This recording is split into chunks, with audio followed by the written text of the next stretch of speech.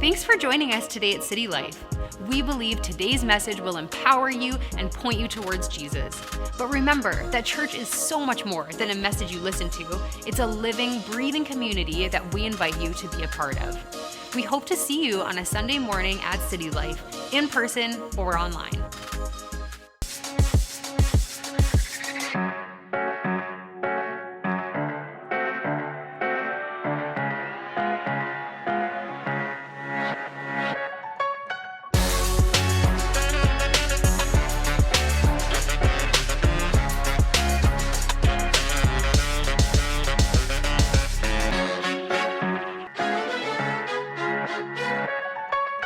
You know what Advent really is? It's one of the gifts that the Christian church brings, not just to the church. The Advent season is a gift that the Christian church brings to the world at this time of year. Because Advent disrupts that kind of consumeristic frenzy that is so easy to get caught up in this time of year. Hello, isn't it true? Not that there's anything wrong with buying things. In fact, we need to buy things to keep our economy going. Like, please buy. For the businesses, the local businesses in our area, please shop this year. But you know what? It's a consumerism is something different. It's that thing where we have to consume, we have to have it. And there's just such a holiday frenzy this time of year. And you know what Advent is? Advent is it's that active waiting time that Mike described last week, you know, where it's a gift that invites us to just kind of pause, reflect, really think about the longings that are in our soul. Think about what are we actually longing for? Am I longing for the presence of God? Am I longing for the hope? Am I longing for what God's not just promised to give us, what he's already done? Am I longing? And you know, Advent's that time for us to get in touch with those deeper longings in our soul. True? You know, those deeper longings that only God can fulfill. And so here's the good news.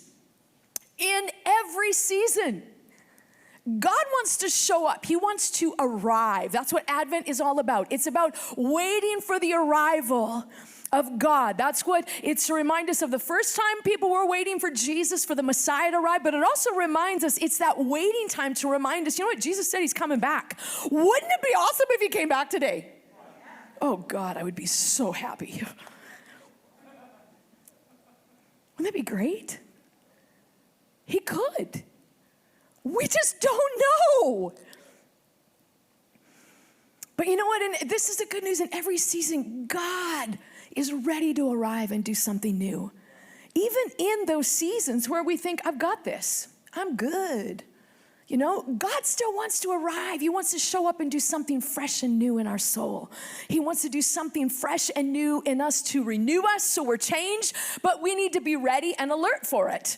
You know, in Jesus, he told a story once about being ready and alert for the arrival. And he was talking about a future when he was using it in kind of like code language for like the bridegroom and for himself, and like when God's kingdom would fully arrive. And guess what he used? He used the story of a wedding. He told the story of 10 bridesmaids. Now, I don't know why they called them virgins, but they were all virgins. So 10 virgins, they all showed up to this wedding party. And 5 of them, Jesus described, he said 5 were wise, 5 were foolish. The 5 wise ones, they brought oil for their lamps. They all had oil for the lamps, but the 5 wise ones brought extra because the groom was just a little bit late. I think that's so funny. Like the groom was late, not the bride. The groom was taking too long to get ready for his own wedding. And they all fell asleep. And in the middle of the night, everybody's like, the groom's here, the party's on, come on, let's go, it's time to celebrate. And it was dark, and the foolish bridesmaids, they ran out of oil, and their lamps were dark, and they couldn't find their way down the alleys, and they're like, hey, you got extra, give us some oil. And the 5 wise ones were like, heck no, should have brought your own. See, the foolish ones, they missed out on the party and the celebration because they weren't alert, they weren't prepared. They weren't watching. And you know what? And that's where Jesus, you know, he's like, you got to watch. You got to be attentive. And you know, here's where we're at today. We're not just waiting for Jesus to return someday. We're actively awaiting and alert in the now moments that God is already present in, where God really does want to show up with fresh joy, fresh hope, fresh life, fresh peace, fresh hope. And that's what Advent is about. It's about us being actively alert. God, every day, God, how is it you want to show up with peace through me today? God, how is it that you want to show up and bring hope through me today? Not just to me, it's through me today. And you know what, the series that we've been on, what would Jesus undo? What would he undo? Well, Jesus came to undo a lot of things, specifically what in First John describes as Jesus came to undo the works of darkness. He came to undo the works of darkness or evil. And over the last couple weeks, if you're just joining us for the first time, you can jump online and get caught up on what we've been discovering. But Jesus came to undo the chaos of the world around us in order to bring us peace. He came to undo despair and give us joy and hope. Well, today we're going to look at another aspect of life that Jesus came to bring joy to. Are you ready? Are you sure? Because I'm going to use a word you probably don't use all the time, but it's a dorky rhyme, and maybe it will stick. Because sometimes when things really go, that's dorky, you remember it. Like, it's a small world after all, if you've ever been on that ride. There's nothing dorkier than that song. There's nothing dorkier than that ride at Disneyland, but it gets in your head. Do not go. If you've never been to Disneyland, here's a tip. Mind you, we can't go there anyway, but when we can, don't go on It's a Small World first. Actually, don't go on it at all. Because if you go on it at the first of the day, it's in your head all day. But if you go on it at night, it's in your head when you go to bed. So, just maybe do it at lunchtime or something like that. But there's stuff, dorky stuff, gets stuck in us. So here's what Jesus came to undo. Are you ready? Jesus came to undo the drain of the mundane. Jesus came to undo the drain of the mundane. Do you know what mundane is? Dull, boring, unexciting. The ho-hum routine of life. Jesus came to undo that. You know, the routine of life that just kind of drains you, drains your passion, drains your hope, drains your energy, drains your purpose. Sometimes it's specific circumstances that are just a drain. And other times it's just kind of like the dailies of life just kind of drains. Anybody else experience this? It's just a drain of the mundane. Jesus came to undo. He didn't just come to undo the mundane. No, he didn't come to get rid of what's dull and ordinary. He came to undo the drain of it. Because life is filled with the ordinary. And Jesus doesn't want to just occupy the wow, wham, oh, there's awesome moments.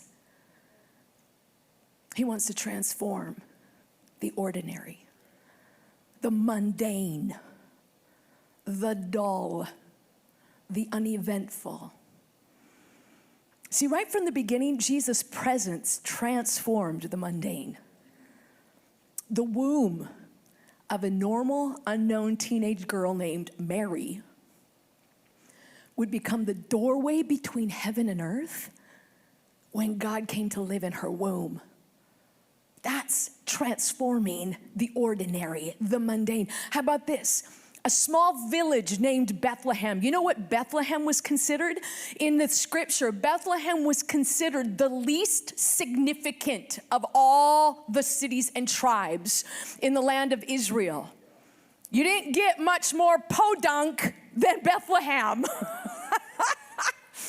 But Bethlehem, it would become the focal point of a cosmic visitation. An everyday feeding trough became the bed of a baby king. Boring shepherds got to experience the flash mob of all time with an angelic concert, a light show, and a backstage pass to the baby king's bedroom. How's that? It gets better. There's a story of a very old, she was probably like at least 102, 104, a woman named Anna.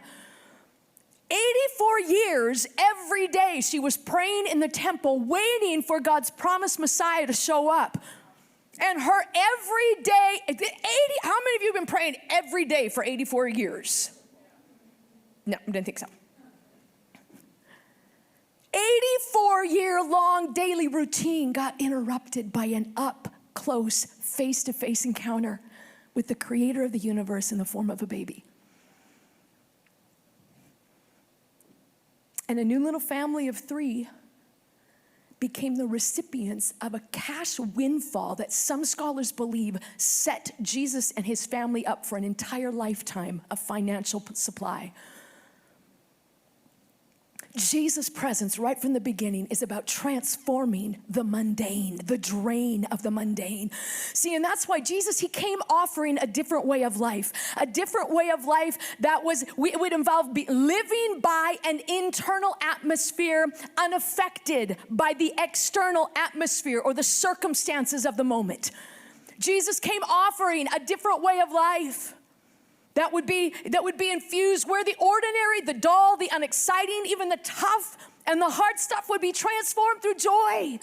See, that's what Jesus came offering. Jesus came to infuse every aspect, every moment of life with celebration and joy and purpose. That's why he said, John 10:10, I came to give life with joy and abundance. I came to give life with joy and abundance. I came to give life with joy and abundance, not just the wow moments that are so awesome. He came to bring that joy and abundance into the not so great moments. Why? Because not every moment is thrilling and exciting. But Jesus came to give life with joy and abundance because of what's hidden in those moments. See, what's present in those moments, those mundane, draining moments, what's present in those moments? God's purpose called growing us up. It's where Mike described this last week in a lot more detail. You can jump online and listen to the message. It was so good.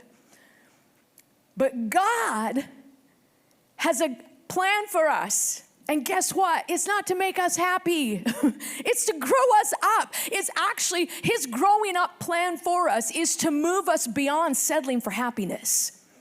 Because happiness is fleeting. Happiness is circumstantial. He's wanting us to not just live by that external atmosphere of what's going on around us, but we can live by an internal atmosphere and receive and grow in true joy. Joy that brings strength. Joy that allows endurance to grow. Joy that's infused with hope that enables us to celebrate before the good stuff happens. We celebrate before the good stuff happens. See, our culture, and you know what? We are so conditioned to this without even realizing it. We are addicted to the exciting, the thrilling. It's true. How depressed you get when you look on somebody else's social media feed. Especially when they live in some place like Hawaii. Come on, we do. We're so addicted to what's exciting and what's new and what's shiny and, it's thrilling, but there's a different type of joy that is so much stronger. It's so much more powerful, so much more sustaining because this joy is present when things aren't wonderful and exciting and thrilling. It's a different kind of joy. So, how do you get there? How do you actually experience that? Do we just kind of sit around and, wait for someday when COVID's over, it's going to be a party? Well, it will be a party, but we can party before then. Ooh. How do we experience it? Well, you got to build joy. You got to build joy. Super dry in here. Sorry, oh man, it's like when that temperature goes and it's just like nothing's moving. It's like you have no idea how hard it is to communicate up here. We build joy. We tend to think joy is a feeling. True? And it does. It can bring feelings, but joy doesn't start as a feeling. And this is where we kind of maybe get frustrated, because when we think joy is a feeling, we tend to think joy is going to show up when life is a certain way. And usually that certain way is when I get my way. Yep. We get what we want, then I'll be joyful. We get the answered prayer, then we'll rejoice. And that's why we struggle so much. I think why so much of our world today, we struggle with experiencing true joy, because joy is more than a good feeling. You actually need to practice joy in order to experience it. You got to make room for it. And see, here's the reality. And this is so important, man. Online church, I want you to focus in. I want you to just put down your cereal or your pancakes or whatever you want. I want you to just listen for a moment, because this is so important for all of us and for church in the room. This is so important that we get this. See, here's the reality. If God never did another amazing, wonderful, powerful, awesome thing, if God never answered another prayer, everything God has already done, everything God has already given to us, everything He's already done for us, creation, salvation, the cross, forgiveness, resurrection, love, joy, peace, all of that is more than enough to cause us to live in perpetual joy and celebration every moment. Regardless, if we have COVID from here till Jesus returns, we can still celebrate. We have more than enough to give thanks and to give praise and to be joyful for. And we're going to practice this. You have no idea how hard this is for an Enneagram 8 in a season like this. Oh, you got to practice it. We need to practice experiencing the reality of joy we already have. Here's how it works. Your brain and joy. Mike's talked about this a lot. We've talked about it, but we're going to keep talking about this. This is all brain science. This is from neuroscientists. This is from neuropsychologists and how they're understanding. There's so much about the brain they're only understanding in the last few years. And this is what they've discovered about joy.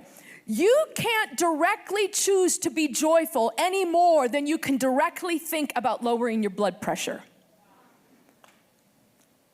So just be joyful, have a happy face, woohoo! You can't just psych yourself up into real joy. The joy center in your brain, just like the blood pressure center in your brain, is connected to an indirect thing in your brain. They are regulated indirectly. In other words, to get there, you have to go a roundabout way. You can't go directly to joy. You have to go roundabout way. Joy levels, listen to this. Joy levels are regulated indirectly through relationships. If you're going to increase and have more joy in your life, it comes through this. Improving your relationship skills, training your brain, and getting involved in community. We actually can't grow joy by ourselves. And this is where it gets tricky, because one of the practices that we need to practice in order to train our brains to actually function in joy is a practice that usually we don't do it until we get the stuff that makes us joyful. Then we're just like, thank you, thank you, thank you. It's gratitude. And usually we leave gratitude for when it comes and we're just like, oh, I'm so thankful. This is so awesome. Thank you. You shouldn't have. This is so amazing. But actually, we have to practice that before joy happens. The other practice, how we practice training our brain to make room for joy, to actually be joyful, it's another practice of something we usually avoid because we never associate joy with us. And it's enduring tough stuff. James 1, 2-4. James said, don't run from tests and hardships, brothers and sisters. As difficult as they are, you'll ultimately find joy in them. If you embrace them, your faith will blossom under pressure and teach you true patience as you endure. Oh, isn't this just happy day? And true patience, brought on by endurance, will equip you to complete the long journey and cross the finish line. Mature, complete, and wanting nothing. Isn't that so good? Let's talk about gratitude for a minute. I love, this was a Benedictine monk. He said, it's not joy that makes us grateful, it's gratitude that makes us joyful. Some of you know Brené Brown. She's an author, has written some amazing books. And she said, I don't have to chase extraordinary moments to find happiness. It's right in front of me if I'm paying attention and practicing gratitude. How great is that? You know what gratitude is about? Savoring the gifts that God's given to us. Gratitude, it trains your brain. It activates what's called I'll give you a big brain word, your reticular activating system. It's that thing that turns on. It's a filter that filters out stuff that you don't need so that your brain doesn't explode because of all the input coming in day and out. But it's a reticular activating system that turns on when you get a red truck. Now all the time, all you see is red trucks on the highway. Is it because everybody's buying red trucks? No, your brain had just gone, don't need information on red trucks, but now that you have one, your switch went on. And that's what gratitude does. Gratitude is what turns on the switch in our mind to be aware of what God has given to us, to see God's goodness and joy that's already present in the more ordinary moments of our day. So here's some very practical things. How do you do this? How do you practice joy? Go enjoy a delightful activity, whatever that means for you. Go have a cup of hot chocolate. Savor a nice pizza. I don't know. That would make me sick. Drink a cup of coffee. Take a short walk. Something. Read a poem, but do it slowly and savor it. Practice being present in the moment. And just being grateful. Oh, God, thank you. I have 5 minutes where there's not 2-year-olds grabbing on me. When you're driving home, savor. You know what? When you're driving home and there's a beautiful sunset, I do this so often. Instead of just rushing by it, go down a country road and just park for a few minutes and just enjoy it. Savor those moments. It's a way to practice gratitude. Here's another one, gratitude journal, 5 minutes every day, 3 things that you're grateful for. They need to be concrete though. Concrete and specific, not I'm thankful for my family, I'm thankful for this, I'm thankful. It's be specific. And you could go the whole nother level of in-depth gratitude moments. And this is where you take time and you think about what is God, you think of a memory that makes you feel grateful, and you gotta think of it very specifically, and you hold that memory for 10 seconds. And you think about, what does that make me feel? Did I feel expected? I remember I was doing this the other week, and I was remembering of all things. I was thinking about Christmas because the Christmas tree is up. I remembered how fun it was to lay under the Christmas tree and look at the lights. Anybody else do that? It's so weird. I still do that. It's so bizarre. But I remember the first time, one night, it was 2 a.m. My mom and dad, we would open Christmas presents on Christmas Eve. So my mom and dad, they were smart. They would go to bed. The kids, we'd stay up playing with their toys all night, and no one was begging them to get up at 5 a.m. to open up presents. See, that's one of the benefits. You go to midnight mass, you get home, it's technically Christmas Day. And so I remember one night they'd already gone to sleep, and my brother and sister and I we were playing, and the tree was on, and we shut all the other lights off, and the tree just glowed, and we had all those old big Christmas colored bulbs, and it looked so cool. And I remember laying under the Christmas tree just thinking, oh, this is the best Christmas ever. I was probably about 5 or 6 years old. It's I get to sleep under the tree and the lights, and it's so cozy, and mom and dad are asleep, and we are on our own. Nobody is telling us what we can or can't do. And I just remember, I remember I felt so peaceful and I felt so content. And you know what? You write down what you feel, and then you want, what was God showing you about himself in that moment? See, every gratitude moment, it's not just to make us joyful. It's to form an attachment between us and God so that when we experience less than joyful moments and activities, it's easier to find our way back to him. Gratitude. Let's talk about enduring. James 1:2-4 again. Don't run from tests and hardships, brothers and sisters. As difficult as they are, you will ultimately find joy in them.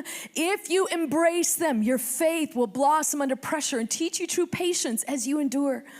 True patience, brought on by endurance, will equip you to complete the long journey and cross the finish line. How do we often run from tough stuff?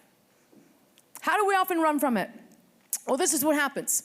When our joy levels get low, we usually look to non-relational sources to help us feel better. True? It's true, we do this. And it's when our brain, it's looking, but it can't find joy, it starts to look for other temporary solutions to shut off the bad feelings. They're called pseudo-joys. And they can be anything from food, to shopping, to social media, to substances, to porn, to sugar. Any of those things. And that's why when joy levels low, it's just like, whose face can I see? We need the faces of the others to be able to activate those joy centers in our brain. So here's some practices you can do. This is really important. To practice joy, to practice enduring, reduce screen time and increase face-to-face eye contact. Reduce screen time. Why reduce screen time? Well, because screens are probably the quickest go-to and the easiest go-to when we feel bad. Isn't it true? I just want to forget. Lock on to 3 seasons of whatever on Netflix. You know, mindless scrolling on social media. Oh, Earth pics, this is so wonderful. I can dream about beaches and I can dream about whatever. You know, but this is what they've actually found. Increased screen time directly correlates to lower joy levels in your life. Isn't that weird? It's so bizarre. And why is this? Our brain needs smiling faces looking back at us in order to grow joy. Your brain actually knows the difference between a screen face and a real face. It doesn't respond the same, which is tricky in a time where we're kind of limited to those faces. Which means we got to get really creative. Families, you got to get creative with your kids. And you got to give them your eyeballs now like never before. You can't show up to church like you used to and see everybody's smiling face. But sometimes we can go, put it right back up. In fact, you might just need to do that. But we need to see, your brain needs to see somebody smiling back at you. I see you, I notice you, and I'm happy to see you. We need to do that. We need to practice it, and sometimes it is so hard. Joy doesn't exist outside of relationship.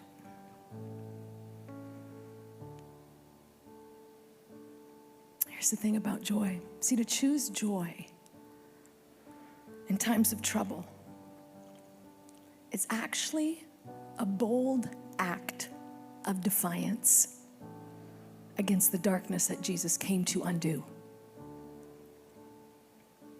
Or as Paul described it, the darkness that once owned us, the darkness that once ruled over us. See, because of the cross, because of what Jesus did at the cross, darkness has been stripped of its power. That's what happened at the cross. There is a new ruling king and a new ruling kingdom that is taking over and setting up the kingdom of God. You know what the kingdom of God looks like? Paul described it, Romans 14:17. God's kingdom is what God does with your life as he sets it right, puts it together, and completes it with joy. See, when we choose joy in less than wonderful circumstances, you know what it is? It is a victory shout, is is what it is. It is a victory shout of Jesus' triumph over the enemy, that we are now living in a different era. We are living in a salvation era where Jesus is Lord. And you know what? We live, and that's why when we shout, we become joyful. We enforce the reality that Jesus is King. We reinforce the reality that we don't live by external. We live by internal. We live by the life of God's Spirit.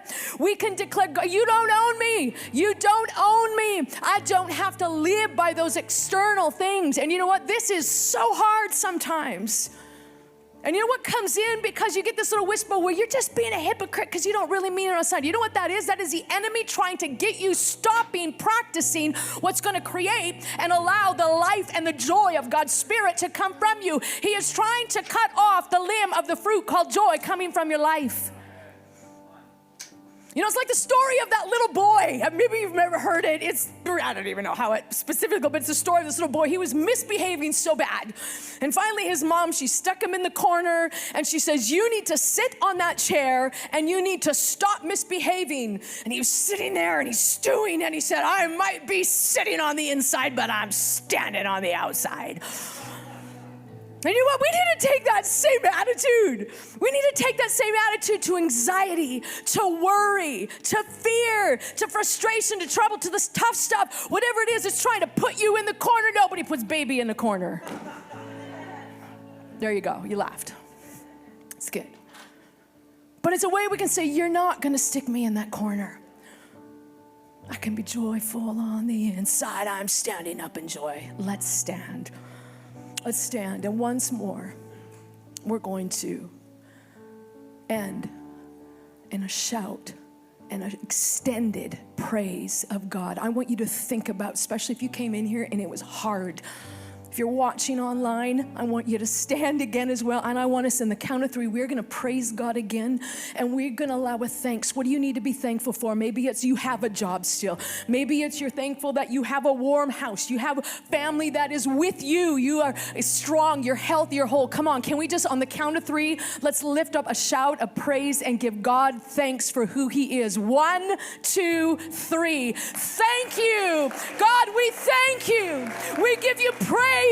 God, we thank you for your faithfulness. We thank you for your goodness. We thank you that you are with us, that no matter how dark things are, you are the light of hope. God, we thank you that you are healer. You are sustainer. You are the renewer of our soul. You're the renewer of our joy. We thank you for the cross. We thank you for redemption. We thank you that in Jesus we've been forgiven of all our sin. We thank you for your hope. We thank you for peace. We thank you for celebration that you've brought to us. We thank you. We thank you. We thank you. This was every eye closed, online watching. You might be here and you might be here in this room, or you might be watching online and you've never said yes to following Jesus. You know what? This is where it starts, because the Holy Spirit, He comes and He lives inside of you and He gives you the ability to then practice and to walk out what we can't do in our own strength. We can only receive salvation's life. We can only receive the gift of salvation. And salvation is about following Jesus and working and partnering with Him on His mission to bring life and hope and His light to this world. And I want us to pray together. It's a simple prayer. Thank you, Jesus. We pray out loud. Pray with me. Say, thank you, Jesus, for everything that you have done, that you've accomplished on the cross, so I could be free and forgiven. I say yes to following you, and I thank you for a new start today. Amen. Amen. Come on, let's give Him praise. Thank you, Jesus. We hope today's message encouraged you. If you want to take your next step in saying yes to Jesus, you can always contact us at cty.lc/nextstep or fill out the next step section on the City Life app. It's an honor to play a small part in what God is doing in your life. We look forward to connecting with you soon.